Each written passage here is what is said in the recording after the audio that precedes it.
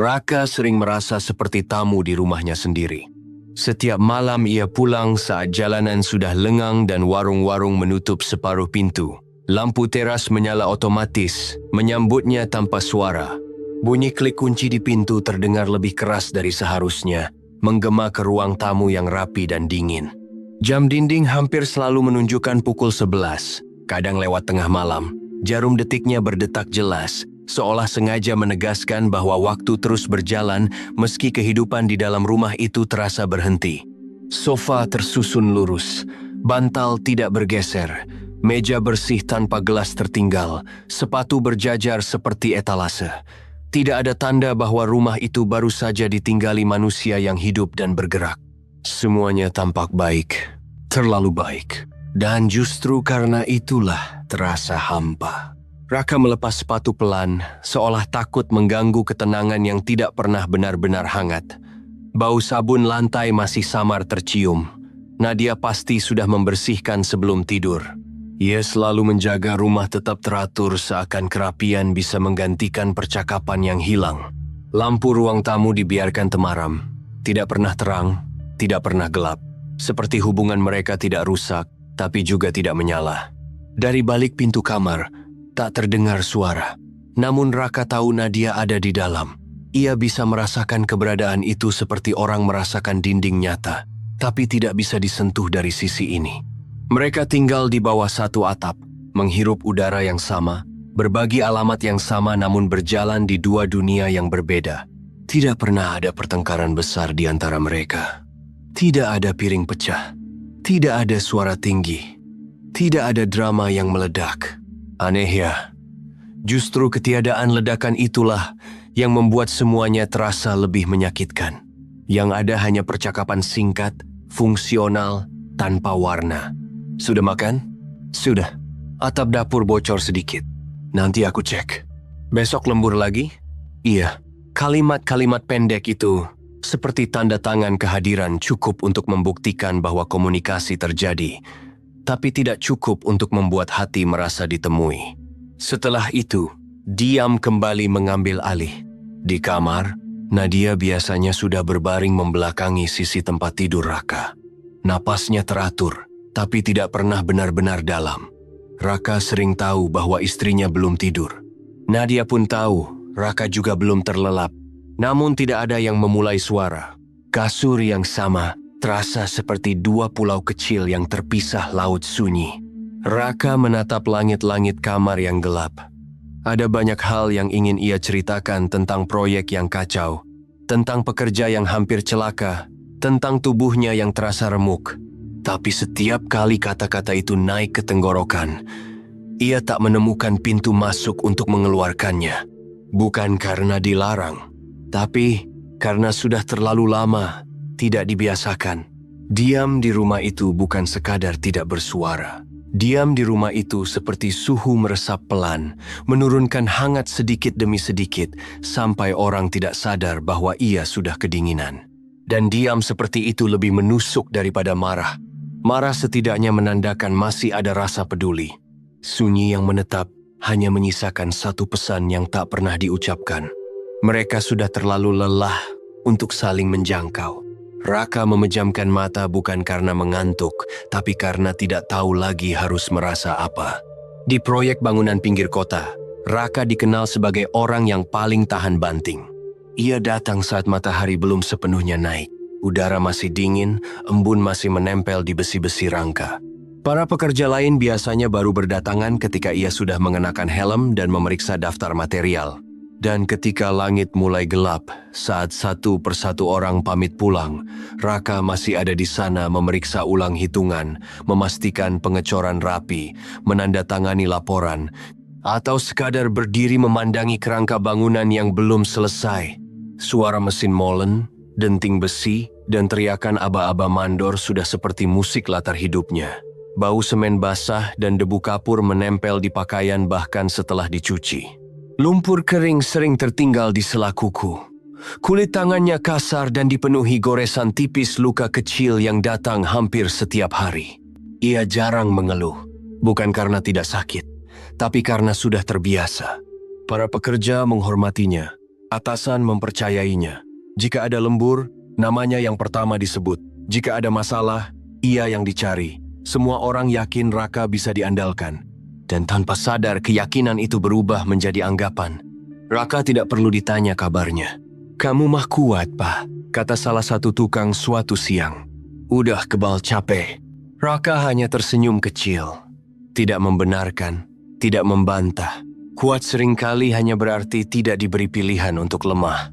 Saat jam istirahat, pekerja lain duduk berkelompok, membuka bekal, bercanda keras. Raka biasanya makan cepat di pinggir, sambil membuka ponsel, memeriksa pesan proyek, atau menghitung ulang kebutuhan besok. Ponselnya jarang berisi pesan pribadi. Lebih sering notifikasi grup kerja dan supplier material. Ia pernah mencoba membalas candaan, tapi ritmenya selalu terasa tertinggal. Seolah ada jarak tipis antara dirinya dan keramaian itu, jarak yang tidak terlihat tapi nyata. Menjelang sore, pundaknya mulai terasa berat seperti digantungi pasir. Pinggangnya sering kaku saat berdiri setelah jongkok lama. Kadang ia harus menahan napas beberapa detik sebelum bergerak lagi. Namun setiap kali seseorang bertanya, "Masih kuat, Pak?" Jawabannya selalu sama, "Masih." Malam hari, setelah mandi, Raka sering berdiri sedikit lebih lama di depan cermin kamar mandi. Lampu putih membuat wajahnya tampak pucat. Garis hitam di bawah mata semakin jelas. Ada kerutan halus yang dulu tidak ada. Ia mencoba mengingat kapan terakhir kali wajah itu terlihat segar. Air menetes dari rambutnya ke lantai. Uap tipis menempel di kaca. Ia mengusapnya dengan telapak tangan, seolah ingin membersihkan bayangan dirinya sendiri. Pria di cermin itu tampak kokoh, tapi matanya kosong. Ada lelah yang tidak terlihat di otot, hanya terasa di dalam dada. Raka menatap pantulan itu cukup lama sampai rasa asing muncul, seperti melihat orang lain yang kebetulan memakai wajahnya. Dengan suara hampir tak terdengar, ia berbisik, "Masih dianggap ada, nggak sih?" Bukan pertanyaan untuk cermin. Bukan juga untuk siapapun di rumah. Lebih seperti pertanyaan yang terlepas tanpa tujuan mencari siapa saja yang mau menjawab. Tak ada suara selain tetesan keran bocor yang jatuh teratur ke wastafel. Tik, tik, tik. Bunyi kecil itu terasa seperti jawaban paling jujur yang bisa diberikan malam. Hujan turun rintik-rintik saat Raka masih duduk sendirian di pos proyek dekat hutan tua. Jam di ponselnya hampir menunjukkan tengah malam. Para pekerja sudah pulang sejak 1 jam lalu. Area proyek berubah dari bising menjadi lengang, seperti dunia yang tiba-tiba dimatikan suaranya. Generator kecil di samping pos berdengung rendah, stabil, monoton. Lampu sorot yang tersisa hanya 2, memantulkan cahaya pucat ke tumpukan pasir dan rangka besi yang berdiri seperti bayangan kerangka raksasa. Pos itu hanya bangunan kayu sederhana, meja tua, kursi plastik, termoskopi setengah kosong, dan map-map laporan yang harus dibereskan sebelum pagi. Bau kayu lembab dan kertas basah bercampur di udara. Di belakang pos, hutan membentang gelap dan rapat. Pepohonannya tinggi, batangnya hitam oleh basah. Kabut tipis turun pelan, menggantung di antara batang-batang seperti nafas yang tidak pernah selesai. Raka mengusap wajahnya yang lelah, matanya perih, bahunya berat. Ia memaksa fokus merapikan berkas, tapi huruf-huruf mulai tampak berbayang. Di kepalanya hanya ada satu keinginan, pulang dan tidur. Meski ia tahu, tidur pun tidak selalu berarti istirahat. Angin berembus pelan dari arah hutan, dingin dan basah, membawa aroma tanah dan daun busuk. Raka menarik jaketnya lebih rapat. Lalu, sudut matanya menangkap sesuatu. Cahaya kecil. Ia mengira pantulan lampu proyek, tapi cahaya itu bergerak. Pelan, mengayun, muncul lalu tertutup batang pohon, muncul lagi sedikit lebih dekat. Raka mengangkat kepala. Di antara pepohonan ada cahaya kuning hangat yang tidak seharusnya ada di sana. Warnanya berbeda dari lampu listrik, lebih lembut, lebih hidup, seperti nyala api. Jantungnya berdetak lebih cepat. Bukan senter, bukan lampu kendaraan, bukan juga pantulan. Lampu minyak. Cahaya itu bergoyang seolah di bawah seseorang yang berjalan perlahan menembus kabut. Anehnya tidak terdengar suara langkah, tidak ada ranting patah, tidak ada gesekan daun. Hutan justru semakin sunyi. Kabut terbuka sedikit dan sosok itu muncul. Seorang perempuan berdiri di tepi pepohonan. Wajahnya pucat bersih, kulitnya halus tanpa celah. Rambutnya panjang, hitam, jatuh rapi seperti tidak pernah disentuh angin atau hujan. Pakaiannya sederhana, namun tampak tak basah meski gerimis turun. Ia tampak nyata, namun ada sesuatu yang terasa tidak sepenuhnya milik dunia yang sama. Langkahnya ringan saat mendekat beberapa meter dari pos. Lampu minyak di tangannya memantulkan cahaya hangat ke wajahnya, membuat matanya terlihat tenang sekaligus dalam, seperti menyimpan cerita yang sangat panjang. Raka berdiri tanpa sadar. Logikanya langsung menyala. Tidak masuk akal ada perempuan sendirian di hutan malam-malam, dalam hujan, tanpa kendaraan, tanpa suara. Namun rasa takut yang seharusnya muncul tidak datang. Yang muncul justru ketenangan aneh, seolah kehadiran perempuan itu meredam sesuatu di dalam dadanya yang selama ini tegang. Perempuan itu menatapnya lurus, tidak menilai, tidak heran, tidak canggung, hanya melihat. "Kamu kelihatan capek sekali," katanya lembut. Suaranya tidak keras, tidak berbisik, tapi sampai dengan jelas, seolah jarak tidak berlaku bagi nada itu. Kalimat sederhana, namun bagi Raka, kata-kata itu terasa seperti tangan yang menyentuh luka lama yang tak pernah diperhatikan siapapun. Bukan karena ia baru lelah hari itu, bukan karena pekerjaannya berat, tapi karena sudah terlalu lama tidak ada yang benar-benar melihat lelahnya. Tenggorokannya terasa kering. Untuk sesaat ia lupa harus menjawab apa. Semua jawaban terdengar terlalu kecil dibanding rasa yang tiba-tiba memenuhi dadanya. Hujan masih turun pelan. Generator tetap berdengung. Lampu proyek masih menyala. Namun bagi Raka, dunia terasa bergeser setengah langkah. Cukup jauh untuk membuatnya sadar malam ini tidak berjalan seperti biasanya. Perempuan itu berdiri beberapa langkah dari pos, membawa lampu minyak yang menyala stabil meski gerimis turun. Nyala apinya tidak goyah oleh angin. Cahayanya hangat, membentuk lingkaran kecil di tanah basah. Raka baru sadar ia menahan napas. Perempuan itu tersenyum tipis, senyum yang tidak dibuat-buat, tidak berlebihan, namun terasa tepat. Seolah ia sudah lama mengenal cara menenangkan orang yang letih. "Aku Laras," katanya. Namanya terdengar sederhana, tapi entah kenapa terasa akrab di telinga Raka. Seperti nama yang pernah ia dengar di masa kecil, lalu lupa dari mana asalnya. Raka menyebut namanya sendiri hampir otomatis. Suaranya sedikit serak. Laras mengangguk pelan, seolah memang sudah tahu. Tatapannya tidak sekadar melihat wajah. Ia memandang seperti seseorang membaca halaman terbuka. Tidak terburu-buru, tidak canggung, tidak menembus, tapi juga tidak terhalang. "Kamu sering melihatmu di sini," ucap Laras lembut. "Datang paling pagi, pulang paling akhir." Raka mengernyik tipis. Pos ini tidak berada di jalur umum. Bahkan ojek online pun sering menolak pesanan ke area proyek malam hari. Namun Laras melanjutkan dengan tenang, tanpa nada mengintai. "Kamu memperbaiki kesalahan orang lain tanpa menyebut nama. Menanggung lembur tanpa banyak bicara, tetap berdiri saat yang lain sudah minta ganti giliran." Setiap kalimatnya tepat, bukan pujian kosong, melainkan potongan fakta kecil yang jarang diperhatikan orang. Dada Raka terasa sesak.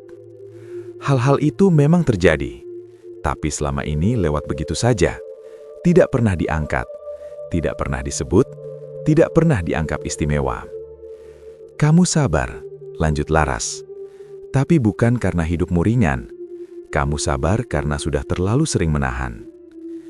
Kalimat itu menembus lebih dalam dari yang seharusnya bisa dilakukan orang asing.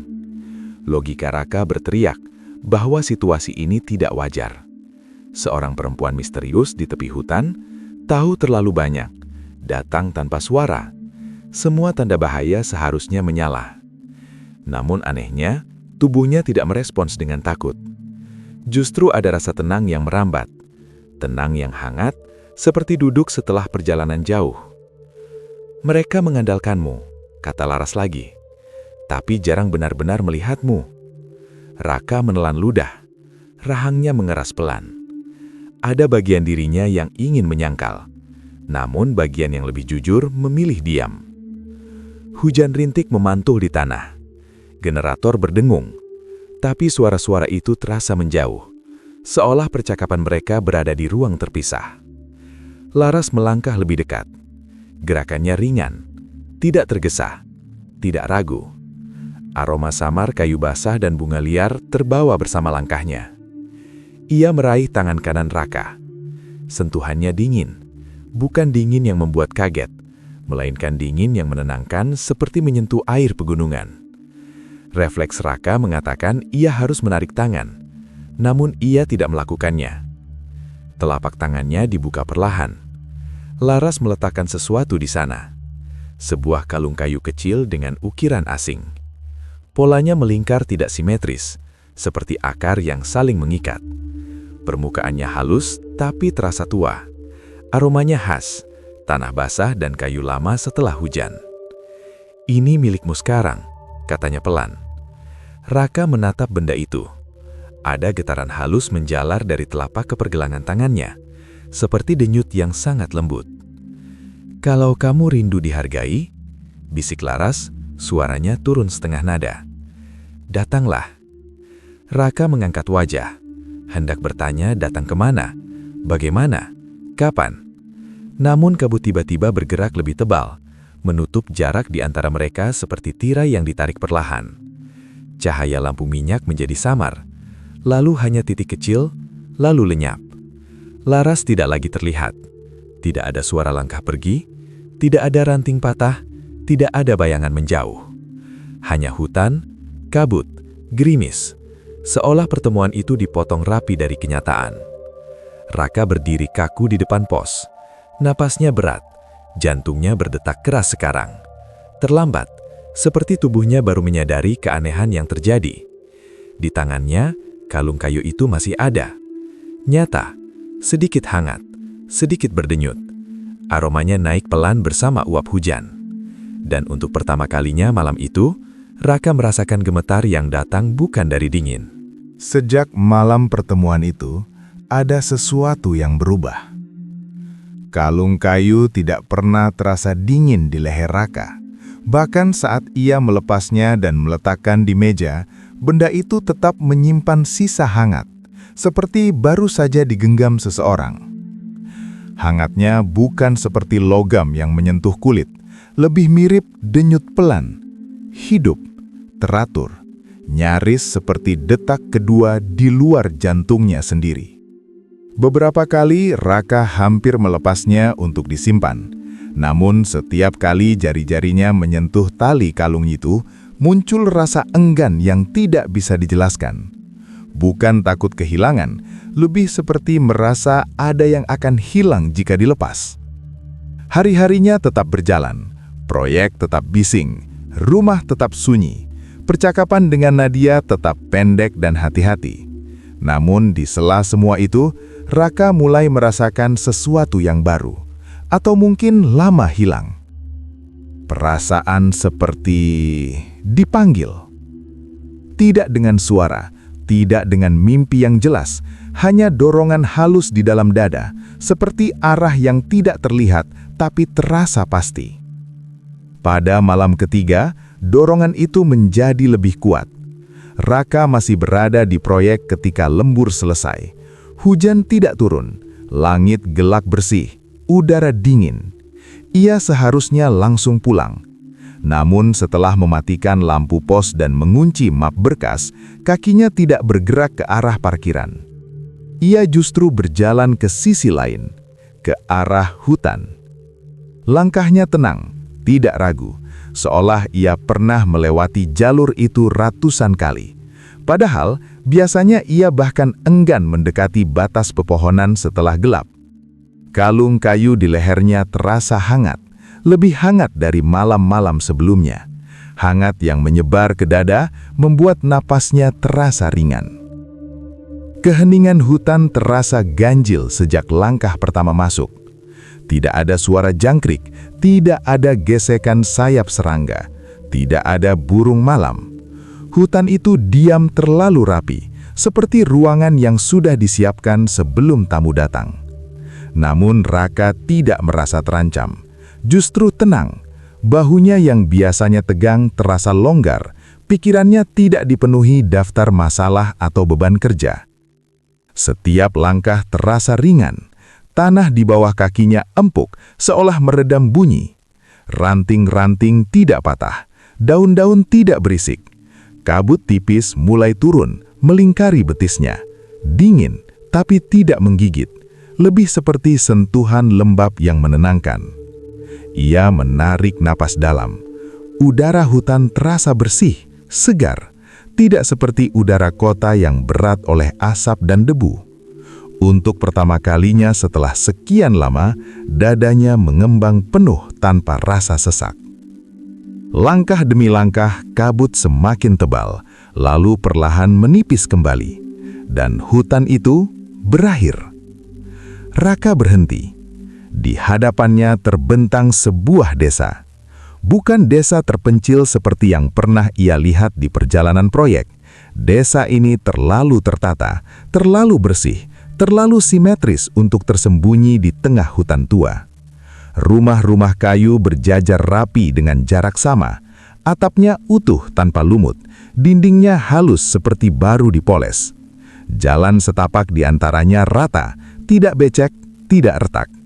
Lampu-lampu kuning hangat menyala di setiap sudut. Bukan lampu listrik, melainkan lentera dan pelita yang bercahaya stabil. Cahayanya lembut di mata, seperti senja yang tidak pernah selesai. Adura di desa itu ringan, tidak ada bau asap, tidak ada bau keringat, tidak ada bau sampah atau lumpur, hanya aroma kayu kering dan bunga yang tidak dikenal namanya. Yang paling aneh, tidak ada suara, tidak ada percakapan, tidak ada langkah, tidak ada hewan. Heningnya bukan menakutkan, heningnya terasa diterima. Seperti seseorang menekan tombol mute pada dunia, menyisakan hanya rasa aman yang luas. Kalung kayu di leher Raka berdenyut sekali, lebih kuat dari sebelumnya. Seolah berkata, akhirnya kamu datang. Raka masih berdiri di batas jalan setapak ketika pintu-pintu rumah kayu di desa itu terbuka hampir bersamaan. Bukan dibanting, bukan didorong cepat. Semuanya terbuka pelan, dengan sudut yang hampir sama, kecepatan yang hampir seragam, seperti gerakan yang sudah dilatih berkali-kali. Orang-orang keluar satu persatu. Lelaki, perempuan, orang tua, anak-anak. Wajah mereka bersih. Pakaian mereka rapi dengan warna-warna lembut. Tidak ada yang tampak tergesa. Tidak ada yang tampak heran melihat orang asing muncul dari kabut. Mereka semua tersenyum. Senyum lebar, terlalu lebar. Bukan senyum canggung, bukan senyum basa-basi, tapi senyum penuh yang muncul hampir di detik yang sama, seolah dipicu satu aba-aba tak terdengar. Semua mata tertuju pada Raka. Tidak ada bisik-bisik, tidak ada tatapan curiga. Tidak ada pertanyaan siapa dia, dari mana datangnya. Yang ada hanya tatapan kagum yang berlebihan, seperti seseorang yang akhirnya melihat sesuatu yang lama ditunggu. Raka merasa jantungnya berdetak sedikit lebih cepat. Bukan karena takut, lebih karena canggung. Ia tidak terbiasa menjadi pusat perhatian tanpa alasan. Langkah kakinya ragu setengah langkah. Lalu sebuah tangan menyentuh punggung tangannya dengan lembut. Laras sudah berdiri di sisinya. Raka tidak melihat dari mana ia datang.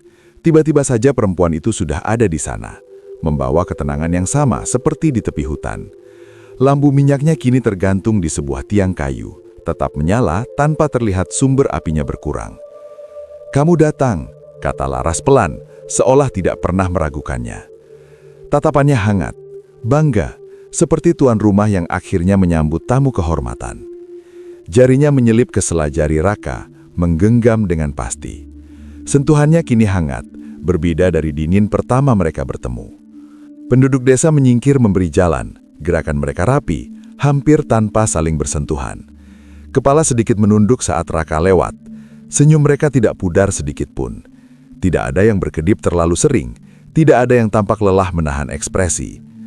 Raka dibimbing menuju sebuah meja panjang di tengah lapangan desa.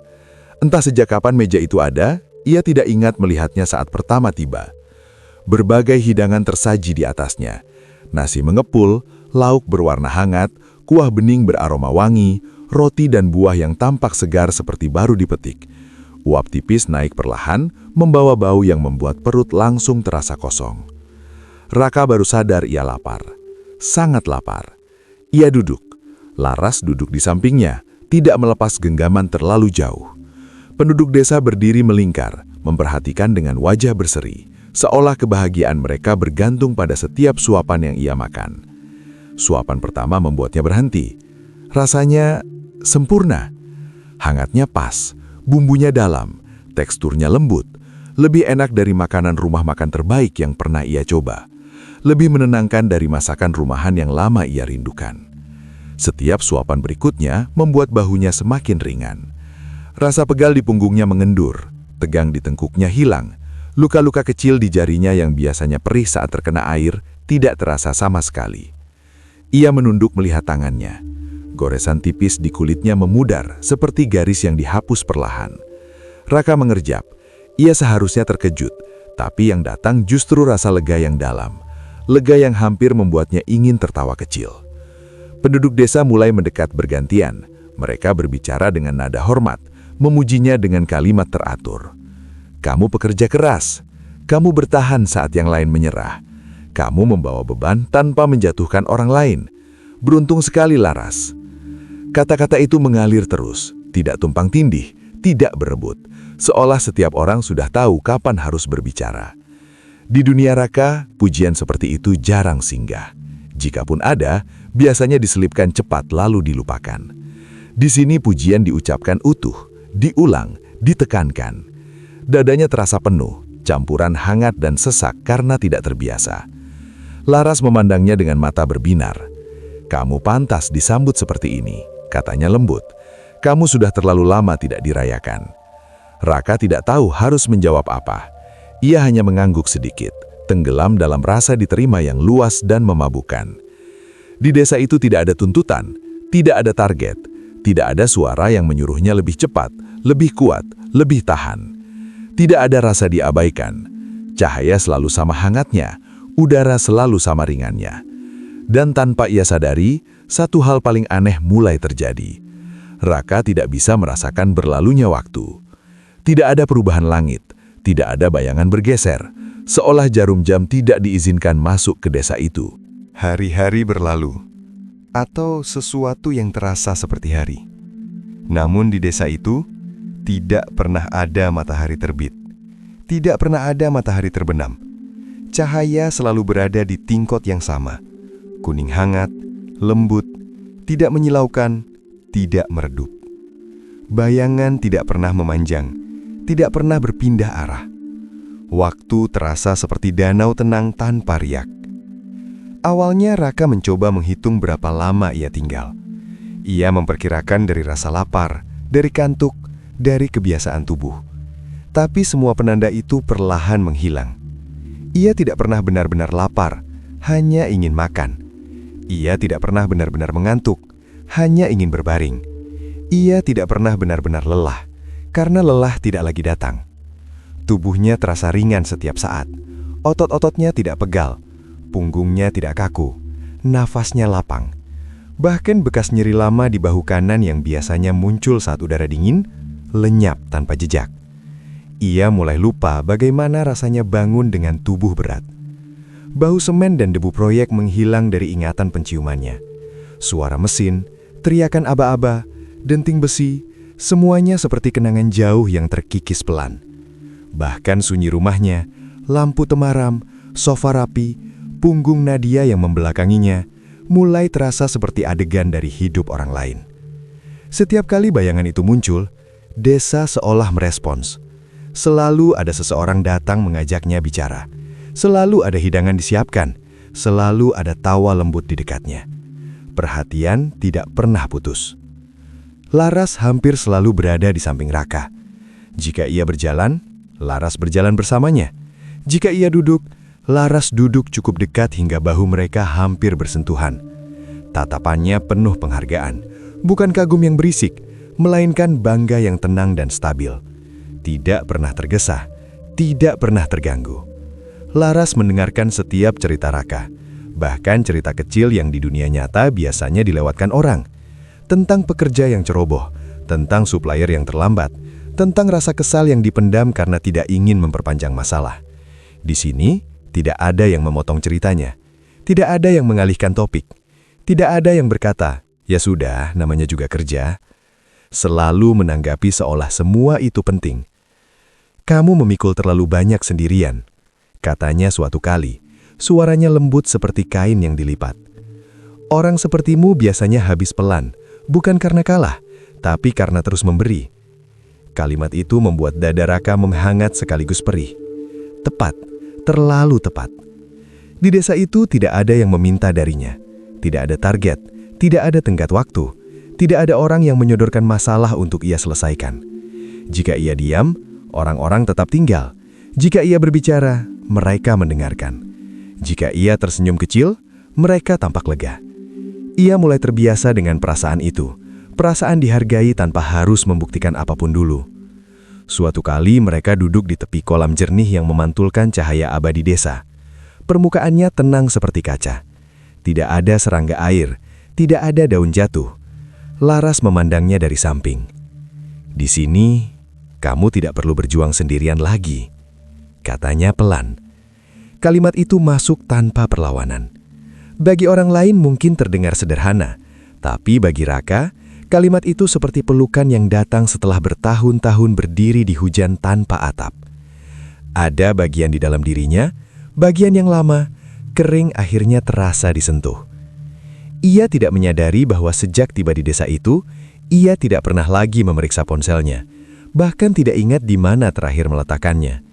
Ia juga tidak menyadari satu hal kecil yang aneh. Tidak pernah sekalipun ia melihat penduduk desa itu salah.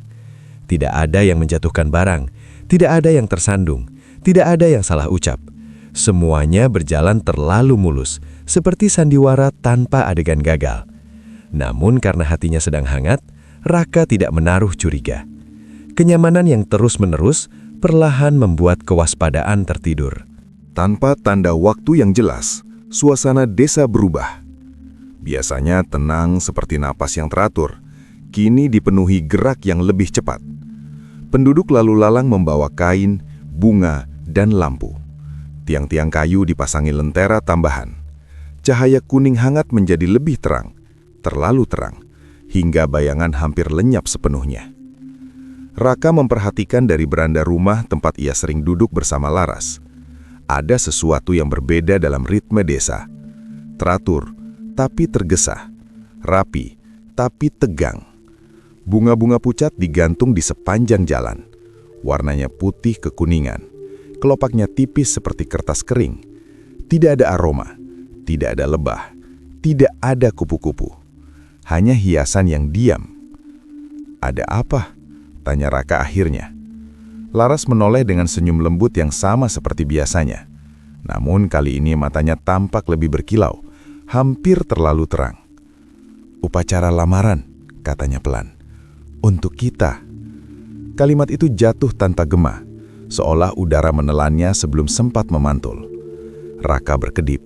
Otaknya memahami kata-katanya, tapi perasaannya tertinggal setengah langkah di belakang. "Lamaran," ulangnya.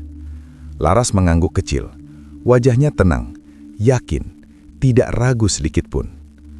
"Semua sudah menunggu momen ini," katanya. "Sejak kamu datang." Sejak kamu datang. Bukan sejak mereka dekat, bukan sejak mereka sepakat. Sejak kamu datang. Raka merasakan sesuatu yang kecil tapi tajam menggores bagian dalam dadanya. Penduduk desa kini mulai berkumpul di lapangan tengah. Mereka berdiri membentuk lingkaran besar. Terlalu rapi. Jarak antar tubuh hampir sama. Bahu sejajar. Dagu terangkat dengan sudut serupa. Senyum mereka masih ada. Tidak berubah. Tidak melelah. Tidak goyah. Namun ada yang berbeda di mata mereka sekarang. Fokusnya terlalu kuat, tidak lagi sekedar ramah, melainkan menunggu, mengincar, seperti penonton yang tidak sabar melihat adegan puncak. Raka menelan ludah. "Cepat sekali," katanya hati-hati. "Kita bahkan belum..." "Kamu sudah memilih sejak pertama kembali," potong Laras lembut. Kembali, bukan datang. Kata itu membuat tengkuk Raka meremang tipis. Aku tidak ingat memilih, ucapnya pelan. Laras tersenyum, kali ini sedikit lebih lama dari biasanya. Hati yang lelah memilih tempat istirahatnya sendiri, dan desa ini menerima pilihanmu. Di sekeliling mereka lentera dinyalakan satu persatu. Nyala apinya tegak lurus, tidak bergoyang meski udara bergerak. Tidak ada asap, tidak ada bau minyak terbakar. Terlalu bersih. Penduduk mulai bersenandung rendah. Nadanya datar, berulang, tanpa lirik yang jelas.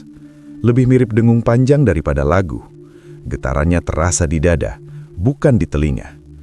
Lingkaran mereka perlahan menyempit. Setengah langkah, berhenti. Setengah langkah lagi, serempak.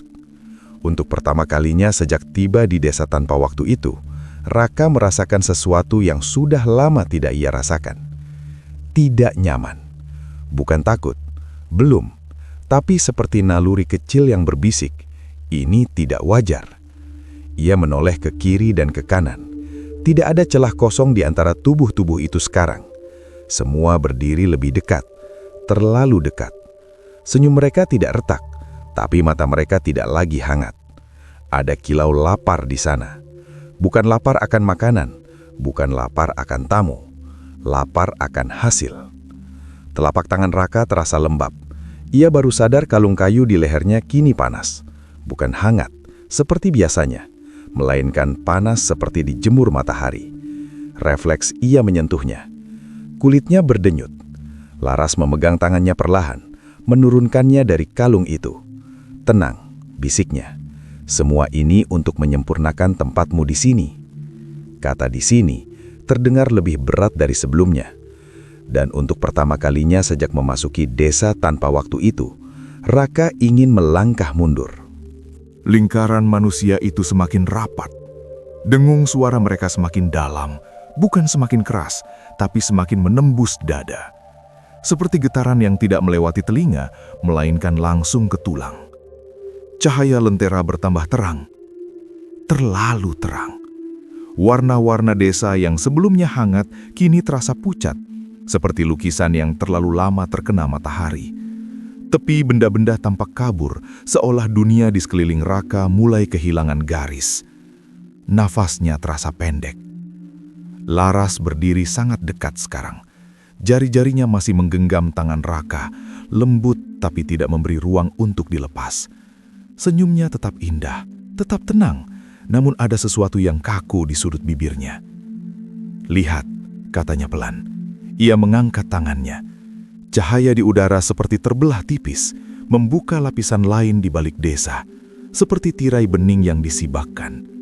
Di sela cahaya itu, sebuah pemandangan muncul.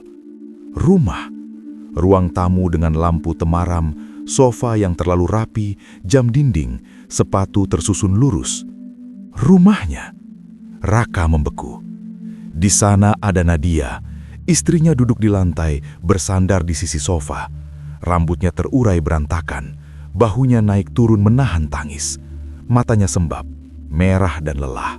Di pelukannya ada bantal yang dipeluk erat, seperti orang memeluk sesuatu agar tidak runtuh. Telepon genggam tergeletak di sampingnya, layarnya menyala dengan panggilan tak terjawab. Nama Raka terlihat berulang, belasan kali. Adegan itu tidak bersuara, tapi terasa lebih bising dari mesin proyek. Kesedihan Nadia memancar tanpa perlu suara. Dada Raka seperti dipukul dari dalam. "Apa?" suaranya serak. "Apa itu?" "Bayangan yang kamu tinggalkan," jawab Laras lembut, terlalu lembut. "Dunia yang tidak pernah benar-benar melihatmu." Retakan halus muncul dalam rasa nyaman yang selama ini menyelimutinya, seperti kaca yang mulai menanggung tekanan. Raka menatap lebih tajam. Ia melihat meja makan, piring dengan nasi yang tidak disentuh. Ia melihat jaketnya masih tergantung di kursi. Ia melihat pintu kamar setengah terbuka, gelap. Sepi yang nyata, sepi yang bernafas. Hatinya teriris oleh sesuatu yang tidak ia rasakan selama berada di desa ini. Tanggung jawab, ikatan, kenangan. "Aku harus pulang," bisiknya tanpa sadar. Jari Laras mengencang sedikit. Hanya sedikit, tapi cukup untuk terasa. Pulang kemana? Tanyanya lirih di dekat telinga Raka. Neraka sunyi itu. Bisikannya hangat, tapi kata-katanya dingin. Di sana kamu tidak didengar, tidak dirayakan, tidak dipahami. Di sini kamu dipuja. Penduduk desa berhenti berdengung. Sunyi mendadak jatuh berat seperti penutup peti. Semua mata menatap Raka, tidak berkedip. Selamanya, lanjut Laras, tanpa lelah, tanpa kecewa, tanpa diabaikan. Kata selamanya menggema aneh, bukan janji, melainkan jebakan yang dibungkus sutra. Kalung kayu di leher Raka mendadak memanas, lalu berubah rasa. Berat, sangat berat. Seperti beban yang digantungkan di tengkuknya. Tali kalung terasa menekan kulit. Ukiran kayu yang semula halus kini terasa tajam di ujung-ujungnya. Ia mencoba menariknya. Tidak terlepas, seolah menyatu dengan kulit. Nafas Raka memburu, pandangannya bergetar antara dua dunia, desa bercahaya tanpa luka dan rumah redup dengan kesedihan nyata. Untuk pertama kalinya, ia menyadari sesuatu yang sederhana namun menakutkan. Di desa ini, tidak ada satupun orang yang pernah menangis. Dan tempat tanpa tangis, mungkin juga tempat tanpa jiwa. Lingkaran manusia itu kini benar-benar rapat. Tidak ada lagi celah di antara bahu dan lengan. Udara terasa lebih berat, seolah setiap tarikan napas harus melewati dinding tak terlihat. Cahaya lentera meninggi, membentuk kubah terang di atas lapangan. Dunia di luar lingkaran menggelap seperti ditelang kabut. Raka berdiri di tengahnya, sendiri meski dikelilingi banyak wajah. Laras melangkah satu langkah ke depan. Gaunnya yang semula tampak sederhana kini terlihat berbeda. Kainnya lebih panjang, jatuh tanpa lipatan, seperti tidak tersentuh angin. Lampu-lampu memantul di matanya, membuat irisnya tampak nyaris keemasan. Senyumnya tetap lembut, tapi tidak lagi hangat. "Katakan ikrarmu," ujarnya pelan. Tidak keras, tidak memerintah, namun suaranya membawa bobot yang membuat kata-kata itu terasa seperti pintu yang sedang dibuka atau dikunci. "Tinggalkan nama lamamu, tinggalkan dunia manusia selamanya." Dengung rendah kembali muncul dari kerumunan, kali ini seperti gema setuju. Tidak ada yang bergerak, hanya suara itu yang hidup. Kalung kayu di leher Raka berdenyut berat, seirama dengan detak jantungnya. Setiap denyut membuat kepalanya sedikit pening, seperti ada bisikan-bisikan halus yang mencoba menyusup ke pikirannya. "Tetap di sini, beristirahatlah. Kamu sudah cukup berjuang." Godaan itu terasa manis, terlalu manis. Raka menelan ludah, tenggorokannya kering. "Kalau aku tinggal," suaranya parau, hampir tenggelam oleh dengung. "Apa yang terjadi dengan duniaku?" Pertanyaan itu membuat dengung berhenti mendadak. Sunyi jatuh lagi, lebih tajam dari sebelumnya. Laras tidak menjawab segera. Ia menatap Raka dengan iba yang dibuat sangat halus, seperti orang dewasa memandang anak yang belum mengerti kenyataan. "Dunia akan berjalan tanpa kamu," jawabnya tenang. Tidak ada ancaman, tidak ada emosi, hanya kepastian datar. Seperti sebelumnya, seperti kepada jutaan orang lain. Cahaya di udara kembali terbuka, memperlihatkan potongan-potongan adegan yang bergerak cepat seperti kilasan cermin. Proyek bangunan, mandor berteriak mencari pengganti. Namanya disebut, lalu diganti. Absensi dicoret, nomor dihapus. Rumahnya. Tetangga berdiri di depan Nadia. Wajah mereka penuh simpati yang canggung. Ada kata hilang yang terbaca di gerak bibir. Ada tatapan kasihan. Ada bisik-bisik. Nadia menunduk. Tangannya gemetar saat menandatangani selembar kertas. Raka merasakan tusukan tajam di dada. "Itu bukan penghapusan," lanjut Laras lembut. "Itu pembebasan." Ia mengangkat tangan, hampir menyentuh pipi Raka, tapi berhenti setengah sentimeter, seperti menikmati jarak kendali. Tidak ada lagi tuntutan, tidak ada lagi luka yang diabaikan, tidak ada lagi cinta yang setengah hadir. Penduduk desa tersenyum lebih lebar, dan kini Raka melihatnya dengan jelas. Senyum itu tidak bergerak sampai ke mata. Matanya kosong, hanya memantulkan cahaya, bukan perasaan. Sesuatu di dalam dada Raka akhirnya tersambung. Potongan-potongan kejanggalan yang selama ini ia abaikan menjadi satu bentuk utuh. Ini bukan penerimaan. Ini pengambilan. Tatapan Laras menajam, sangat halus, tapi nyata, seperti seseorang yang melihat barang yang hampir resmi menjadi miliknya. Bukan cinta yang menunggu dibalas, melainkan keinginan untuk memiliki sepenuhnya, tanpa sisa, tanpa kemungkinan pergi. Untuk pertama kalinya sejak pertemuan pertama di tepi hutan, Raka tidak melihat kelembutan di mata perempuan itu. Yang ia lihat adalah lapar yang sabar. Lingkaran cahaya itu masih menyala, tapi tidak lagi terasa hangat. Kini cahayanya menyilaukan, menusuk mata, seperti kebenaran yang tidak bisa lagi ditunda. Dengung penduduk desa berubah nada, lebih rendah, lebih berat, seperti nada kecewa yang dipanjangkan. Kalung kayu di leher Raka berdenyut keras. Setiap denyut terasa seperti tarikan tali ke arah berlawanan. Satu menariknya tinggal, satu menariknya pergi. Nafasnya bergetar. Tubuhnya ingin menyerah. Pikirannya ingin berhenti. Lelahnya ingin tidur panjang tanpa tuntutan. Godaan itu nyata, manis, masuk akal. Istirahat tanpa akhir. Dihargai tanpa syarat. Diterima tanpa perlu menjelaskan diri. Ia hampir percaya bahwa itu cukup. Hampir. Lalu bayangan Nadia kembali muncul. Bukan sebagai adegan, tapi sebagai rasa. Cara istrinya meletakkan piring diam-diam. Cara ia tetap menunggu meski jarang disapa utuh. Cara kesedihan disimpan agar tidak menambah beban. Bukan cinta yang sempurna, tapi cinta yang tetap tinggal. Raka menutup mata, menarik nafas panjang. Nafas terdalam sejak ia memasuki desa tanpa waktu ini. Ia mengakuinya dalam hati. Ia lelah, sangat lelah. Namun tidak semua kelelahan harus dibayar dengan lari. Ia membuka mata, menatap Laras lurus, untuk pertama kalinya tanpa terpengaruh kilau tatapannya. "Aku tidak mau bahagia," katanya pelan namun utuh.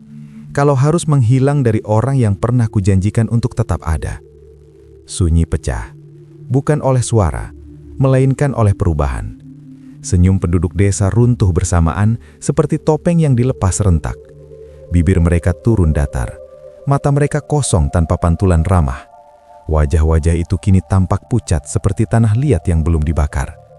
Lampu-lampu bergetar, retakan tipis menjalar di dinding rumah terdekat. Bunyi kering seperti kayu ditarik paksa terdengar dari segala arah. Jalan batu yang rapi mulai pecah di garis-garis halus. Ilusi kehilangan tenaga. Laras tidak tersenyum lagi. Wajahnya tetap indah, tapi kini tanpa kelembutan. Seperti patung yang terlalu mirip manusia. Matanya menatap Raka dengan penilaian, bukan kasih. Janji, katanya lirih, adalah rantai paling berat yang dibuat manusia sendiri. Raka mengangkat tangan ke lehernya. Kalung kayu itu terasa menempel pada kulit, seperti akar yang tumbuh masuk. Saat ia menariknya, rasa sakit menyambar dada hingga ke punggung. Nafasnya terpotong. Namun kali ini ia tidak berhenti. Ia menarik lebih keras. Tali itu putus. Rasa sakit tajam meledak di dadanya. Bukan seperti luka luar, melainkan seperti sesuatu yang dicabut dari dalam jiwa. Lututnya hampir goyah, tapi ia tetap berdiri. Kalung itu jatuh ke tanah dan langsung retak menjadi dua. Cahaya desa berkedip liar. Penduduk mundur satu langkah serentak, bukan memberi jalan, melainkan seperti terdorong oleh gelombang tak terlihat. Laras memandang pecahan kalung itu, lalu kembali menatap Raka. Tidak marah, tidak sedih, hanya dingin. "Pergilah," katanya pelan. Tidak ada lagi ajakan, tidak ada lagi rayuan. Hutan selalu membuka pintu untuk yang datang, tapi tidak semua manusia lulus. Kata terakhir itu menggantung seperti vonis, atau mungkin pengakuan. Tanah di bawah kaki Raka bergetar. Kabut naik cepat dari retakan-retakan bumi, dan untuk kedua kalinya, desa itu mulai menghilang. Raka membuka mata saat cahaya pucat fajar menyentuh kelopak matanya. Bau tanah basah langsung memenuhi hidungnya.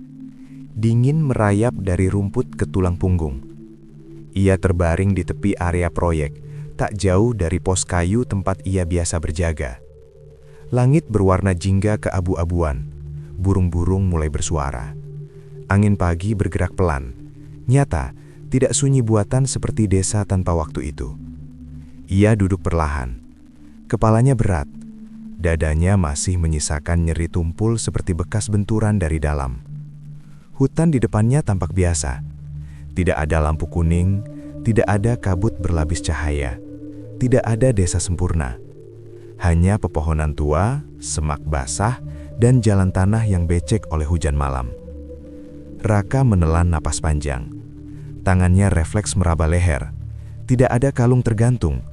Namun saat ia membuka genggaman, pecahan kalung kayu itu ada di telapak tangannya. Retak di tengah. Ukirannya terbelah dua. Bukti bahwa semua itu bukan sekedar mimpi. Ia berdiri dengan kaki sedikit goyah. Dunia terasa lebih berat dari desa ilusi itu, namun justru karena berat itulah terasa nyata. Perjalanan pulang terasa lebih panjang dari biasanya. Setiap langkah seperti membawa keputusan. Setiap tarikan napas seperti janji yang diperbaharui diam-diam.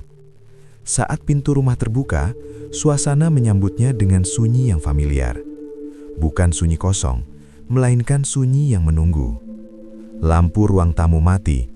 Cahaya pagi masuk dari jendela. Nadia duduk di sofa, masih mengenakan pakaian semalam. Rambutnya sedikit berantakan. Matanya merah dan bengkak seperti seseorang yang kelelahan oleh tangis yang ditahan lama. Ia mengangkat wajah saat mendengar pintu. Mata mereka bertemu. Tidak ada dialog pembuka, tidak ada kalimat basa-basi, tidak ada topeng kesibukan. Hanya dua manusia yang akhirnya benar-benar melihat. Raka melangkah mendekat, tidak cepat, tidak ragu. Ia memeluk Nadia erat. Bukan pelukan sopan, bukan pelukan singkat, tapi pelukan orang yang hampir tidak kembali. Tubuh Nadia sempat kaku, lalu runtuh. Tangisnya pecah di dada Raka, keras dan jujur, seperti bendungan yang akhirnya retak. "Aku pikir kamu gak pulang." Suaranya hancur. Raka memejamkan mata. "Aku hampir gak pulang," jawabnya pelan. Dan itu bukan kiasan. Malam itu mereka berbicara. Terputus-putus, kadang diam lama, kadang disela tangis, kadang disela napas berat. Tidak semua kata enak didengar, tidak semua pengakuan ringan diucapkan. Ada luka yang disebut namanya, ada kekecewaan yang diakui, ada rasa sepi yang selama ini disalahartikan. Tidak rapi, tidak dramatis, tapi nyata. Untuk pertama kalinya setelah sekian lama, mereka tidak hanya tinggal bersama, mereka hadir bersama. Hari-hari berikutnya tidak berubah menjadi sempurna. Raka tetap bangun pagi, tetap menghadapi proyek, target, dan tubuh yang lelah. Nadia tetap punya diamnya sesekali. Perbedaan tetap ada, gesekan tetap muncul. Namun satu hal berubah arah. Raka tidak lagi menyimpan semuanya sendirian. Ia belajar mengatakan capek sebelum menjadi dingin. Ia belajar meminta waktu sebelum menjadi jauh. Ia belajar bahwa dihargai kadang harus diawali dengan berani menyatakan rasa. Ia tidak lagi mencari pintu pelarian saat hatinya kosong. Ia memilih mengetuk pintu rumahnya sendiri. Pecahan kalung kayu itu disimpan di laci meja kerja, bukan sebagai kenangan manis, melainkan sebagai peringatan yang jujur. Bahwa tidak semua yang terasa nyaman itu menyelamatkan, bahwa tidak semua yang memuji itu mencintai, dan bahwa godaan paling berbahaya sering datang dengan wajah paling indah. Kesetiaan tidak diuji saat hidup mudah, melainkan saat jalan keluar terlihat paling nyaman untuk dibilih.